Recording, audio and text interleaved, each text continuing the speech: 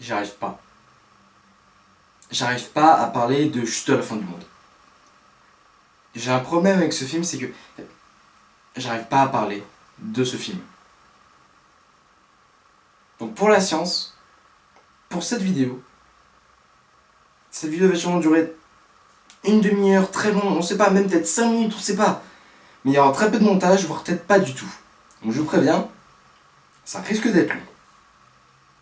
Salut à tous et bienvenue dans cette nouvelle vidéo et aujourd'hui on va parler de Juste à la fin du monde de Xavier Dolan. Xavier Dolan du coup est un réalisateur québécois de moins de 30 ans, 27 ans si je m'abuse, qui a aujourd'hui maintenant 6 films à son actif. Je vais d'abord donner mon avis sur tous les films qu'il a fait et ensuite parler de son dernier film Juste à la fin du monde.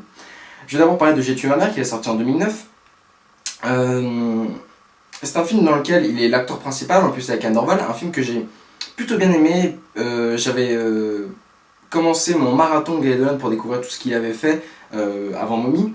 Et j'ai été agréablement surpris par ce premier film, car pour un premier film, malgré quelques longueurs, mais pourtant voulues, ça restait un très bon film, avec une bonne tension et un duo entre la mère et son fils qui était vraiment plutôt bien géré. Et déjà pour son premier film, un film assez esthétique, donc représentatif de l'univers de Xavier Dolan. Ensuite on enchaîne avec Les Amants Imaginaires. Là c'est déjà plus compliqué parce que honnêtement, on a vu qu'il avait déjà plus de budget avec l'énorme succès qu'il a eu avec J'ai tué ma mère par exemple au Québec. Bah là, il a plus laissé vraiment son côté artistique que vraiment raconter une histoire. Ce qui est encore une fois voulu, puisque on ne connaît presque pas les situations dans lesquelles sont les personnages, les lieux, presque pas leur prénom, en dehors du personnage de Nicolas. Mais sinon, on ne sait pas forcément grand chose, et je déteste ce film. Voilà. Je vais pas faire de critique dessus, tout simplement. Je n'aime pas du tout ce film. Et après, on enchaîne avec Laurence Anyways. Là, il a enfin compris qu'il fallait pas se laisser juste un an pour faire un film, et qu'en général, les films dans lesquels il ne joue pas, même si c'est un très bon acteur, bah ça reste quand même les meilleurs films qu'il a fait. Donc du coup on enchaîne avec Laurence Anyways en 2012. Ce film est un petit bijou, c'est un concentré de drame, de bonheur, de choses magnifiques et encore une fois de choses, d'esthétisation, son univers, la musique, tout ça. C'est génial. C'est un film excellent, un peu long certes, parce qu'il se rapproche quand même des 3 heures, mais ce film est juste génial. N'hésitez pas à aller le voir, à foncer, achetez-le, faites ce que vous voulez, regardez-le. C'est une grande expérience. Ça a été longtemps de mes films préférés, mais au final, à force des découvertes et autre chose, non. On enchaîne avec Thomas Laferme, et là, c'est déjà plus compliqué. Encore une fois, il ressort un film au bout de seulement 1 an, dans lequel il est acteur, dans le rôle principal bien sûr. Je l'ai pas vu. Enfin, j'ai vu la première demi-heure. Ça m'attirait pas du tout. Donc là, je peux pas dire que c'est mauvais ou que c'est bon, puisque j'ai pas vu le résultat final. Il doit sûrement être plutôt bien, mais la demi-heure que j'ai vue ne m'a pas intéressé. Et après la claque que je m'étais pris avec Laurence Anyways, j'en attendais que recevoir de choses encore mieux. Et du coup, on enchaîne avec Mommy. Mommy qui est juste ici. Mommy qui est juste mon film préféré. Le meilleur film que j'ai vu de toute ma vie. Le film qui m'a révélé mon amour pour le cinéma, puisqu'avant je ne m'y intéressais pas du tout. Ce film est beau, il est triste, il est extrêmement esthétique, il possède une bande son géniale comme dans la plupart des films de Xavier Dolan, qu'on aime ou non. Et ce film est juste, pas la fin du monde bien sûr, mais est juste incroyable. On ne peut ressentir que énormément d'émotions dans ce film, ou au moins, on ne peut pas dire qu'on n'a pas aimé, car on trouvera toujours un point positif à donner à ce film. Que ce soit les acteurs, que ce soit... Anne Dorval, mince, Anne Dorval, c'est l'actrice principale. Et quand je l'avais vu ce film, je m'intéressais pas du tout au cinéma, j'étais qu'un petit con.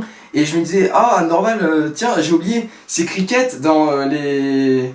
Non, Le cœur à sa raison. Donc du coup, avec l'accent québécois, le fait que ce soit filmé en 1 sur 1 et tout ça, bah du coup, ça partait assez mal. Mais Anne Dorval m'a juste ébloui. Et depuis, j'adore cette actrice. Comme j'adore aussi Suzanne Clément, qui était aussi incroyable dans Laurence Anyways. Et voilà. J'ai rien de à dire sur Mommy, j'en parlerai peut-être une prochaine fois. On verra, dans un nouveau concept. Mais intéressons-nous du coup maintenant à Juste la fin du monde. après l'énorme succès de Mommy, Xavier Dolan s'est lancé dans un duo de films. C'est-à-dire, il devait sortir au départ en 2016 deux films. Ce film-là, avec un casting français juste immense, qui est juste incroyable, et je pense que c'est grâce au succès de Mommy qu'il a réussi à avoir un casting aussi étonnant et aussi 5 étoiles sur l'affiche. Et il va sortir aussi l'année prochaine, du coup, qui a pris forcément un peu de retard, son premier film américain, avec Jessica Chastain et Kit Harington. Donc du coup, son premier film américain, ça va apporter du renouveau. Et ça ferait pas du mal. Donc du coup, avec ce duo de films, j'avais très peur, parce que je m'étais dit, on a eu Mommy qui était un excellent film. On a eu Laurence Anyways qui était aussi un excellent film. Mais pour vraiment qualifier Xavier Dolan de génie, car comme tout le monde l'appelle le génie, il lui manque encore un film qui permettrait à Xavier Dolan de monter dans une véritable icône de la pop culture respectée de tous. Et ce problème, c'est que j'avais très peur de Juste à la fin du monde. J'ai vu la bande-annonce pour la première fois, je vais pas vous le cacher, j'étais extrêmement pressé de voir ce film. Car tout simplement, la bande-annonce était déjà un film en lui-même, un film d'auteur, et j'étais extrêmement pressé. Mais après, je l'ai vu mercredi, nous sommes actuellement vendredi, j'ai eu le temps de laisser un petit peu réfléchir, car mercredi à la sortie de la séance, du coup, j'étais assez énervé. Donc on va maintenant passer à la critique. L'histoire nous raconte celle de Louis, qui décide un beau jour de revenir faire un déjeuner de famille, pour leur annoncer sa mort soudaine. Oui, c'est dans les 2 premières minutes du film, donc non, il n'y a pas de problème, je vous ai pas spoilé. Donc voilà, c'est ça l'histoire, c'est juste Louis qui va voir sa famille pour leur annoncer ça, et la rencontre par exemple avec sa sœur qu'il n'avait pas vue depuis 12 ans, puisque forcément il est parti du domicile depuis 12 ans, sa sœur était encore très jeune à ce moment-là. Et donc du coup, tout ce qui va être intéressant, ça va être les relations qui vont à nouveau se forger, puisque par exemple entre sa sœur et lui, il n'y avait pas forcément de grandes relations, même quand sa sœur la voit pour la première fois, quand ils ont une discussion tous les deux, elle lui dit très bien qu'elle ne le connaît pas, et qu'elle le connaît uniquement à travers les cartes postales qu'il n'arrêtait pas d'envoyer. Mais bon, je vais arrêter de divaguer. Ce casting est incroyable. On va passer tout simplement par tous les acteurs un à un. On va commencer par Marion Cotillard. Marion Cotillard, c'est une actrice qui est, je sais jamais pourquoi, extrêmement détestée. J'ai jamais su pourquoi. Peut-être la mort qu'elle a eue dans Dark Knight, mais bon, c'est pas entièrement sa faute. C'est Christopher Nolan qui a dû lui dire ouais, c'est bon, c'est la bonne prise. Peut-être qu'il a juste voulu se foutre de sa gueule. Mais du coup, Marion Cotillard a un personnage, juste une sorte de présence qui est toujours là. On sent qu'elle est là sans qu'elle parle. Et en plus, quand elle parle, c'est toujours elle qui prend en plus la place. C'est assez bizarre, il y a un contraste quand elle parle. Il y a un silence assez planant, justement, un peu comme un fantôme, où elle bégaye un peu, on dirait qu'il y a des virgules à chaque mot qu'elle dit, car à chaque fois elle se reprend, elle a jamais de phrase vraiment construite, et tout ça, elle a une justesse incroyable, et Marion Cotillard est incroyable dans ce film du coup. Passons maintenant par Nathalie Baye. Nathalie Baye, je ne connais pas du tout son registre de film ou je ne sais quoi, mais ce que je peux dire c'est que, avec le personnage de la mère qui est en véritable contraste par rapport à le personnage de Marion Cotillard, qui est Catherine, ça rajoute un peu de chaleur et un peu de convivialité dans les discussions, ou par exemple dans le repas, avec sa façon de parler toujours. Ah, les motos. Avec sa façon de parler toujours très conviviale et assez rapide, toujours enjouée, jamais qui engueule vraiment. C'est génial. Ensuite, passons par Léa Seydoux. Léa Seydoux, c'est une actrice que j'aime pas vraiment. Dans La vie d'Adèle, je n'avais pas trop aimé son jeu. Dans Spectre, en plus que le film était nul, je l'avais pas trouvé bonne non plus. Mais là, c'est génial. Elle sort des sentiers battus, elle sort de ce à quoi elle avait été habituée, et c'est génial qu'elle fasse un contraste, encore une fois, entre une grosse production hollywoodienne et un film d'auteur. Xavier Dolan, c'est vrai qu'il a 27 ans, il fait pas forcément partie des registres d'auteur, mais c'est un auteur. Ce sont des films d'auteur ce qu'il fait, c'est pas juste des films pour le grand public. Bien sûr, le grand public peut s'y intéresser, j'en suis la preuve concrète, puisqu'au départ je ne m'intéressais pas du tout au cinéma, et avec Mommy, il m'a réveillé. Et donc du coup, Léa Seydoux a son personnage, elle a 22 ans dans le film, et elle a toujours un personnage vraiment qui a pas souvent le sourire, qui a grandi forcément avec les années 90, j'imagine, puisque on ne connaît pas l'endroit dans lequel se situe l'histoire. Le tout début du film, c'est quelque part à une certaine époque, je crois, je ne sais plus c'est quand. Mais en tout cas, on n'a aucun repère visuel ou de temps pour savoir où est-ce qu'on est, quelle saison, si on est dans les années 2000, ça se trouve on est dans les années 90, on ne sait pas, parce que je vais parler de la pièce après, forcément, mais la pièce se déroule dans les années 90. Voilà, donc Léa Seydoux, très bien. Passons par Vincent Cassel. Vincent Cassel, putain, c'est génial. Il a un personnage qui est censé être beaucoup plus vieux que celui de sa sœur Suzanne, mais pourtant, il a un langage, une vulgarité crue, vraiment, on pourrait croire que c'est lui le plus jeune ou le plus gamin ou je ne sais quoi, et qui peut paraître extrêmement violent, mais pourtant assez tendre parfois dans ses paroles, même avec son regard extrêmement fermé et tout ça. Encore une fois, Vincent, enfin, pour l'instant, c'est un sans faute. Et finissons par Gaspard Ulliel. Gaspard Ulliel, je connais pas du tout dans quoi il a joué, je l'ai pas vu dans Yves Saint Laurent, ou je ne sais quoi. Saint Laurent, je crois, parce que c'était plutôt cette version-là. Mais, comparé au texte, comparé au texte d'origine, donc la pièce, il n'a pas énormément de choses à dire. Il est plus spectateur, alors que c'est lui qui est censé annoncer quelque chose. Et ça fait un contraste qui est assez important, et qui révèle surtout quelque chose d'assez important. Mais je vais en parler après. Du coup, les acteurs, c'est bon, j'en ai dit, j'ai tout dit. Mais maintenant, je vais parler de pourquoi j'aime pas ce film. Enfin non, de pourquoi je n'ai pas aimé le visionnage de ce film.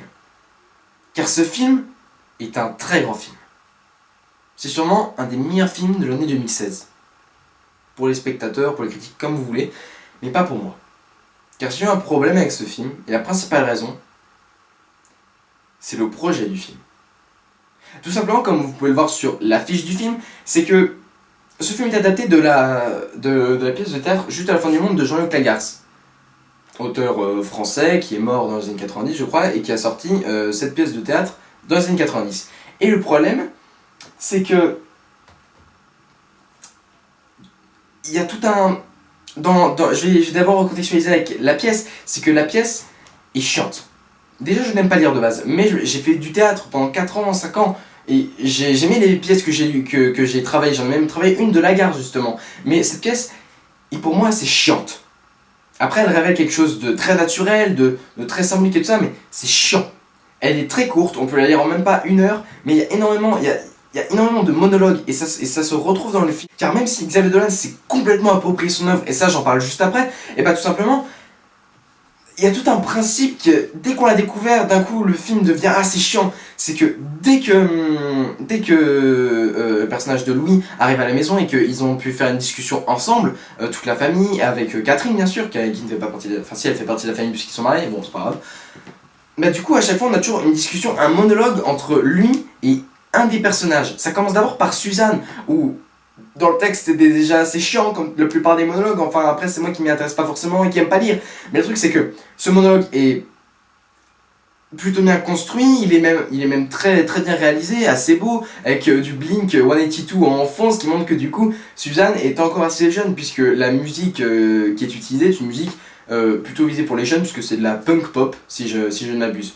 Du coup, dès qu'on a découvert ce monologue et qu'après on en découvre un autre qui est celui avec sa mère, je crois, bah du coup on a compris que merde, maintenant qu'il y a eu Suzanne, il va y avoir la mère, après il va y avoir, je sais pas, Vincent Cassel, après il va y avoir, je sais pas, enfin, il y aura tous les personnages qui vont passer l'un après l'autre. Et il y aura toujours des scènes de 10 minutes où Gaspard Ulliel va juste avoir soit un visage comme ça, dire 2-3 mots et encore sourire.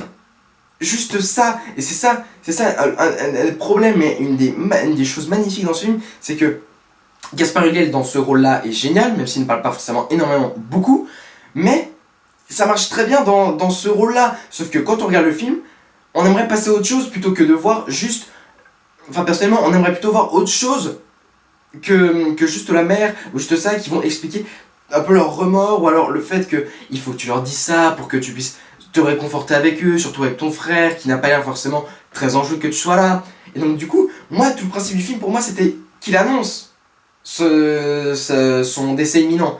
Sauf que, je spoil pas, mais le truc c'est que ça arrive, ça prend du temps, que dès que la scène où c'est censé arriver arrive, bah du coup on se dit merde, on est déjà... Ah bah on est à la fin. Ah d'accord, on a juste eu des monologues un peu chiants, bien réalisés, et ça j'en parle après. C'est ça mon problème, c'est que c'est pas un film au final. Bien sûr que oui c'est un film, mais c'est beaucoup trop théâtral et même s'il a réussi à l'adapter à sa façon, à l'approprier à lui-même, Xavier Dolan, ça reste trop théâtral. Même dans les dialogues, justement, comme je l'avais dit avec le personnage de Marion Cotillard, où je disais qu'il y avait beaucoup de virgules dans ce qu'elle disait, c'est normal, dans le texte, il y a énormément de virgules, et ça se ressent, et c'est pour ça que c'est très bien joué. Mais après, quand tu vois les monologues de 1, 2, 3, 4, 5, 6 pages, il a coupé forcément dedans, parce que le langage théâtral n'est pas forcément adapté au cinéma, ce qui est tout à fait normal, mais il y a des phrases qui se répondent l'un à l'autre, où moi j'ai plus l'impression de voir deux personnes discuter, s'engueuler ou je ne sais quoi, sur une scène de théâtre, sur un décor uniforme, comme dans le film, plutôt que vraiment voir une interaction entre deux acteurs. Enfin, une interaction dans un film. Quelque chose. Parce que le problème avec le théâtre que j'ai, c'est que des fois je trouve que les réponses sont un peu trop évidentes. On sait comment ça va réagir, enfin bref. Et donc du coup, c'est ça mon principal problème avec le film. Maintenant que j'ai montré pourquoi je n'aime pas ce film, je vais dire pourquoi je l'aime énormément et qu'au final, j'ai bien fait d'attendre 2 jours avant de faire ma critique, car si je l'avais faite le jour de ma sortie du cinéma, ça aurait pas été joli à voir. Donc du coup, pourquoi j'aime ce film? Déjà, au niveau de la réalisation. Xavier Dolan... Allez, un dernier point négatif, ce film est beaucoup moins esthétique que la plupart des autres films de Xavier Dolan. Beaucoup moins esthétique que la plupart des autres films de Xavier Dolan. C'est incroyable. Même son premier film est plus esthétique ou a des choses de mise en scène plus impressionnantes que dans ce film. Et c'est triste. C'est triste de se dire que, merde, après avoir enchaîné avec Mommy, qui est pour moi mon film préféré, un des meilleurs films de tous les temps, comment surenchérir avec ça et faire quelque chose d'encore mieux? Et là, niveau mise en scène ou des effets de style, où il y a moins de choses. Tout est englobé dans des dialogues bien rythmés, tout ça, mais que des dialogues, de la symbolique qui veulent trop mettre en avant, qu'au final on est complètement perdu et qu'on comprend plus vraiment ce qui se passe, qu'au bout de 5 minutes de dialogue on se dit mais qu'est-ce qu'elle disait avant et où est-ce qu'elle va en venir? C'est chiant. Et donc du coup, je parlais de sa mise en scène, c'est que tout le film, au moins 80% du film, est tourné en très gros plan. Moi, par exemple, ce qu'on a, c'est un gros plan. C'est un film, je pense que c'est à peu près coupé ici, on va dire, au niveau de la caméra, au niveau du zoom, mais un très gros plan serait plutôt comme ça. Un peu comme ce qu'il faisait avec son 1-1 dans Mommy. Le 1-1, du coup, c'était vraiment limite un carré, donc du coup, on pouvait filmer que en très gros plan, puisque il y avait une sensation d'étouffer, de tout ça. Et d'ailleurs, au début du film, la première chose qu'on voit, ne serait-ce qu'une seule écriture, c'est les bandes noires qui apparaissent.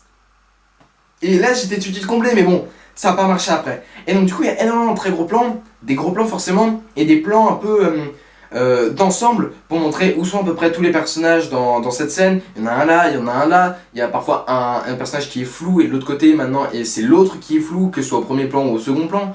Il y a des choses plutôt bien trouvées, et il y a énormément de très gros plans comme je viens de le dire, mais sauf que ces très gros plans sont magnifiques. C'est vraiment, si vous voulez en profiter de la beauté du visage de Gaspard Ulliel, Marion Cotillard, Vincent Cassel, ce que vous voulez, vous allez voir tous les détails qu'il y a sur leur visage. Voilà. Et donc du coup, ce qui accentue ce côté très beau et très personnel, il y a aussi la lumière. La lumière qui est juste tout le temps là, qui a tout le temps une présence incroyable pour mettre en scène des choses, que ce soit des scènes dans la maison ou même en dehors. Et c'est ça qui est plutôt bien joué, car il y a quelques flashbacks, par exemple le moment où on voit quand le personnage de Louis était plus jeune et qu'il était avec son petit ami qui s'appelait Pierre Jolicoeur. Alors ça va sûrement être très répandu comme nom de famille au Québec, mais bon, là ça passe pas puisqu'on ne sait pas forcément si on est dans un pays, on est au Québec ou non, puisque tous les personnages sont français, en tout cas ont l'air d'être français, ont un accent français, et voilà. Et donc du coup, par exemple dans ce flashback, les lumières sont magnifiques, tout est esthétique, il n'y en a aucune ligne de dialogue pour nous montrer que voilà la relation qui sont, puisque tout est joué sur l'image et sur la lumière, et la lumière est magnifique. Il y a énormément de choses, et il y a tout aussi un flashback où on voyait Louis qui était plus jeune, où il faisait du coup ce qui... Voiture qui passe, génial, où du coup ils faisaient leur petit pique-nique le dimanche, qui est une anecdote qui est racontée dans le film. Et donc du coup, tout ça c'est magnifique avec la lumière qui n'est pas naturelle justement, en tout cas j'en ai l'impression, et donc du coup, avec tout ça qui fait des choses magnifiques avec les ralentis, beaucoup moins présents qu'avant, mais quand même très présents, puisque c'est du Xavier Dolan, faut pas déconner, surtout qu'en plus Xavier Dolan s'occupe lui-même de son montage. Ça c'est quelque chose qu'il faut retenir, c'est que dans tous les films de Xavier Dolan, enfin je crois tous, Xavier Dolan s'occupe lui-même du montage de son film. C'est génial. Et donc du coup, qu'est-ce qu'on peut dire d'autre en dehors de la réalisation? La musique. La musique, je ne sais pas qui l'a créée, je ne sais pas quels sont les morceaux utilisés, à part... c'est quoi déjà le morceau roumain là ou je sais pas quoi? Peut-être que je confonds. Mais ce qui est drôle, c'est que j'ai l'impression qu'à chaque film, en tout cas depuis Mommy, il va ajouter une musique des début des années 2000 ou fin des années 90 qui a marqué notre génération, donc du coup comme celle de Xavier Dolan, où il a envie de nous mettre une petite scène très belle qui au départ part sur une musique où il peut y avoir une mauvaise ambiance, quoi que ce soit, et qui après finit en apothéose de magnifique, tout ça. Je vais tout simplement vous sortir l'exemple de Mommy. C'est qu'à un moment, il y a I'm Blue de FL65. Vous voyez très bien ce que ça donne. Et donc du coup, en fait, la scène qu'on voit, là je parle uniquement de Mommy, là je suis sorti juste à la fin du monde, j'y retourne après. Il y a toute une scène où Steve et Kayla, qui sont du coup un garçon qui a des problèmes de violence et une institutrice qui a pris 2 années sabbatiques et qui a des problèmes pour parler, essaie de lui donner des cours. Et il y a tout un problème puisqu'il est hyperactif, il est très attaché à sa mère et donc du coup, bah en fait le truc c'est que il y a cette musique en fond. Kayla essaie de lui apprendre des choses et on sent toute une pression, un truc psychologique. On voit Kayla qui n'est pas bien et au final on voit Steve qui commence vraiment à l'embêter, à faire d'énormes conneries. Et bah qu'est-ce que fait avec cette musique qu'on connaît tous mais qui est censée nous apporter des joyeux souvenirs? Bah là, il compte ça complètement, tout simplement parce qu'elle est très présente, limite que ce soit quelque chose de désagréable à entendre justement, même si le morceau est pas forcément agréable à entendre dès le départ, c'est vrai, mais donc du coup à la fin il s'agit de Kayla qui plaque Steve sur le sol avec la musique qui est beaucoup moins présente, où là on entend surtout Kayla engueuler Steve sur le point de limite l'étrangler, de le tuer pour le faire comprendre à quel point il faut qu'il ferme sa gueule. Et ça c'est une scène extrêmement forte et émotionnellement forte et puissante. Et ça, on n'a pas ce fort et émotionnellement puissant dans cette scène. On a quelque chose de magnifique et plutôt quelque chose de plus sobre, même si la musique est plutôt dans le style de I'm Blue de FL65. Et donc du coup, ça c'est la musique qu'il utilise, mais avec d'autres musiques composées, j'imagine, pour le film. Et donc du coup, ça c'est un des principaux ressorts qu'on voit dans ce film par rapport aux autres films de Xavier Dolan, comme par exemple avec Mommy.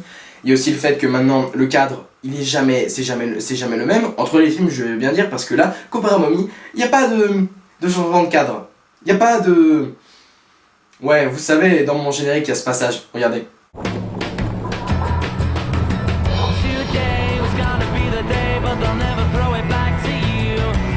Voilà, en fait, c'est juste ça. Il n'y a pas de choses comme ça. Et pourtant... Bah, il y a quand même énormément de choses qui sont très présentes, comme par exemple les gros plans, donc rentrer dans l'intimité des personnages, car Xavier Dolan aime tous les personnages qu'il crée, tous les personnages de lesquels il s'inspire, comme par exemple là justement avec Juste à la fin du monde, ou de tous les autres films qu'il a fait. Du coup, il rentre dans l'intimité des personnages avec la caméra, et nous du coup on rentre nous aussi dans l'intimité des personnages, et donc, du coup il y a beaucoup de ralentis, ça reste assez esthétique parfois. Mais pas trop esthétique, parce que des fois c'est trop esthétique et ça veut rien dire, hein, n'est-ce pas? Les amours imaginaires, je déteste ce film. Et donc du coup, bah voilà, il y a énormément de choses, c'est du Xavier Dolan au final, et il s'est complètement approprié la pièce. Donc du coup maintenant je vais passer dans un passage spoil, voire même jusqu'à la fin. Donc du coup, je vous conseillerais de plutôt vous rapprocher des 2 dernières minutes de la fin, où je vais raconter, où je vais dire tous les films que j'ai vus entre ma dernière critique qui était sur The Neon Demon et celle-ci. Allez. Maintenant on rentre dans la zone spoil. Donc du coup je vais parler du monologue entre Vincent Cassel et Gaspard Ulliel, donc du coup respectivement Antoine et Louis. Donc Louis dans la voiture commence à lui raconter ce qu'il avait fait ce matin. Par exemple j'avais pris un café ou je ne sais quoi dans l'aéroport avant de nous attendre, j'étais assez pressé. Et il parle très peu, donc du coup quand on l'entend parler, forcément Vincent Cassel ça l'énerve. Puisque Antoine lui dit directement mais tais-toi, commence pas à faire ton Louis, commence pas à essayer de faire ça pour m'enfoncer petit à petit pour que je commence à m'intéresser vraiment à ta petite personne, ou à me dire oh là là c'est triste ce qui t'est arrivé, tout ça parce que tu t'es barré pendant 12 ans et que tu nous as jamais vus et que tu ne faisais que nous envoyer des cartes postales.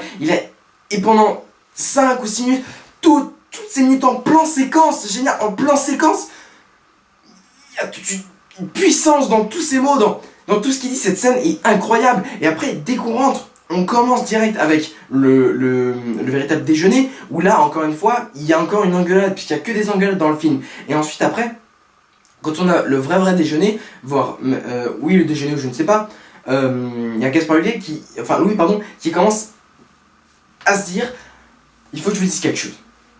Et là je me dis, oui, dis-lui enfin que ce film est quand même quelque chose à raconter, et pas juste des monologues pour nous s'intéresser à ces personnages. Dieu sait que pour moi le principal intérêt dans un film c'est les personnages. Et donc du coup, quand il annonce ça, et là il dit, je veux vous revoir. Je vais repasser du moment avec vous. Non. Et donc là, on voit Antoine qui commence à devenir mieux, à plus s'intéresser à Louis, justement, puisqu'il s'est dit, c'est bon, on dirait que là, il a l'air d'avoir compris qu'il faut nous voir. Et là, il dit, non, en fait, je vais partir. Il part comme ça, juste après avoir annoncé ça. Déjà, après ne pas avoir annoncé le fait qu'il allait mourir, mais surtout, il annonce comme ça qu'il va partir, et donc du coup Antoine fait croire qu'il savait déjà que Louis voulait se barrer, donc du coup il se lève, il dit bon bah allez, on s'en va, et donc du coup, et c'est là que la scène finale, la scène la meilleure scène du film commence à arriver. La lumière commence à changer avec a plus l'air de ressembler à un soleil qui a l'air de se coucher, qui rentre à travers la maison. Antoine force Louis à ranger ses affaires, à tout ça pour qu'il puisse se barrer comme ça. Voilà, maintenant c'est fait. Et forcément les trois autres commencent à dire mais non, fais pas ça. Et Louis, Antoine, qui lui pendant tout le film s'est fait engueuler par sa sœur ou par sa mère, ou même par sa femme, sa femme n'engueulait pas, mais par ces trois femmes-là qui arrêtaient pas de lui dire arrête tes conneries, ou alors mais qu'est-ce que tu veux que je dise, à chaque fois, à toujours faire porter le pompon à Antoine. Antoine qui apparaît comme le personnage méchant, on va dire, de ce film, la principale peur de Louis pour raconter du coup le fait qu'il va bientôt mourir. Cette scène commence du coup, vraiment, il y a un build-up, une construction qui commence à arriver, et là on se dit ah ok, c'est la scène importante du film. Et c'est là que tout se construit, que tout le monde commence à chialer, à s'engueuler, à dire Antoine fais pas ça, à dire arrête ces conneries, mais depuis quand Louis tu t'as un rendez-vous, mais un dimanche ensemble on pouvait très bien faire ça, c'était parfait, et toi tu gâches tout Antoine. Enfin, c'est incroyable, cette scène est d'une puissance. J'ai eu limite un intérêt envers ce film malheureusement, puisque j'étais complètement sorti du film tellement que je l'aimais pas. Et donc du coup, il y a tout ça qui arrive, et à la fin, Antoine est sur le point de frapper Louis, tout le monde qui dit non, fais pas ça. Antoine qui dit non, va-t'en, j'en peux plus. Tout le monde s'en va dans son coin, tout le monde dit au revoir l'un à l'autre d'une manière très moche, et tout ça. Et Louis au final n'aura pas dit qu'il va bientôt mourir. Peut-être que certains l'ont compris, comme Catherine avec le dernier signe que Louis lui fait. Peut-être, parce qu'il y a différentes interprétations qu'on peut voir dans ce film. Comme par exemple la scène qui suit juste après, où Louis étant tout seul, il aperçoit encore une fois l'horloge qui est souvent présente dans le film. Où là, au lieu de que ce soit un oiseau en plastique ou en bois qui sorte à la sonnerie, d'une certaine heure ou je ne sais quoi, c'est un vrai oiseau qui sort, qui va dans tous les sens, qui fait un peu peur à Louis, et donc du coup, et on le voit pas s'écraser par terre l'oiseau. Mais le plan final, c'est Louis qui sort de la maison sans avoir rien dit de ça, en partant sur une ambiance malsaine, très triste, avec la caméra qui commence à descendre pour se rapprocher de l'oiseau qui tombait sur le dos, qui est immobile mais qui respire quand même. Ce qui pour moi relève la situation dans laquelle Louis est. Quelqu'un de vivant, qui va bientôt mourir, mais qui ne peut rien faire pour ça, ou pour le dire à qui que ce soit. Et cette symbolique est juste extrêmement forte. Et ce film est génial. C'est sûrement des meilleurs films de l'année. Mais vous allez voir que cette critique est extrêmement positive envers ce film. Alors que moi, quand je suis sorti, j'étais pas bien, vraiment, c'est une des premières fois que ça m'arrive. J'étais vraiment pas bien, j'avais les bras engourdis, je savais pas quoi penser de ce film, j'étais tellement perdu de passer d'un excellent film à Mommy à un excellent film que je pense maintenant, alors que quand je l'avais vu, juste à la fin du monde, je l'avais trouvé pourri, puisque je voyais juste des personnages discuter et je m'étais pas plus intéressé à que ça. Et au final, je vois pas plus que ça dans ce film. Je vois pas plus que des personnages qui discutent et tout ça. Peut-être parce que je suis encore trop jeune. Peut-être parce que je n'ai pas encore... Mon esprit de critique n'est pas encore assez développé pour trouver certaines choses, pour apprécier tous les tics de langage, pour apprécier tout ça, pour apprécier le film en lui-même. Peut-être que ce film était trop fort pour moi au final. Ça se trouve, je me trompe complètement. Peut-être que ce film est raté, comme certains pensent. Certains pensent qu'il est raté tout en disant que c'est un très grand film. Moi, je pense que c'est un très grand film, mais qui ne m'a pas plu au premier abord. Et c'est pour ça que du coup j'ai voulu m'intéresser à la pièce que j'ai lue le lendemain, que j'ai fini aujourd'hui, parce que je voulais absolument voir à quoi ça ressemblait. Et au final, moi qui partais sur un film que j'avais détesté, bah au final j'ai préféré le film à l'œuvre originale. Donc du coup, voilà de quoi ça partait. Ce film est extrêmement puissant, je vous invite vraiment à aller le voir, car c'est le genre de film qu'il faut vraiment financer, qu'il faut encourager à aller voir. Pas des Aladdin, pas des Les Tuches 2, pas des choses comme ça. Bien sûr qu'il faut de ce genre de film, car il faut de tout pour un monde, bien sûr. Je dis pas que ce genre de film devrait être détruit, comme je dis que ce genre de film trop intelligent pour moi peut-être devrait être détruit. Non, il faut de tout. Mais des fois, il faut équilibrer la balance et se dire que des fois, il faut énormément de films comme ça et moins de films comme des grosses comédies ou je ne sais quoi. Et donc du coup, je vais finir sur ça, c'est que Juste la fin du monde est un film à voir, qu'on ressent, qu'on apprécie ou non. On restera toujours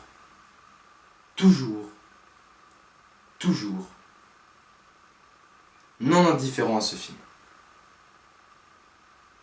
Voilà du coup avec cette critique de Juste à la fin du monde, et juste avant que cette vidéo ne finisse, je vais dire en un mot mon avis sur tous les films que j'ai vus entre The Neon Demon, qui était ma dernière critique, et sur celle d'aujourd'hui qui est donc Juste à la fin du monde. C'est parti. American Hero, non. La loi de la jungle, oui. Le monde de Dory, oui. La tortue rouge, oui. Ninja Turtles 2, non. Conjuring 2, oui. Nos pires voisins 2, non. L'Outsider, oui. The Strangers, oui. L'âge de glace 5, non.